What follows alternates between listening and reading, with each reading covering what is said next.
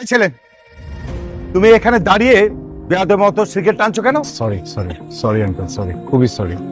ভুলবশত একটা ভুল করে ফেলেছি, ভুলে যাওয়া যায় না প্লিজ। মানে হয়েছে কি, আমি না আসলে রেগুলার স্মোকারই না, ভুল হয়ে গেছে, মাফ করে দেওয়া যায় না আঙ্কেল? তোমাকে ক্ষমা করা যাবে না। বাবাকে বলবেনই? হ্যাঁ অবশ্যই, শিওর বলবেন? অবশ্যই। মাফ করা যায় না? না, কোনো মাফ করা যায় না? কোনো হবে না। যদি আর কোনদিন সিগারেট না খাই তাও মাফ করা যায় না? না। ঠিক আছে, ঠিক আছে মানে?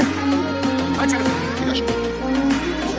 তুমি আবার একটা না, দুইটা সিগারেট ধরিয়েছো। আমি মামা, মামা, এই যে সিগারেট যে খাইতেছি এটা বিল কে দেয়? আমার বাপ।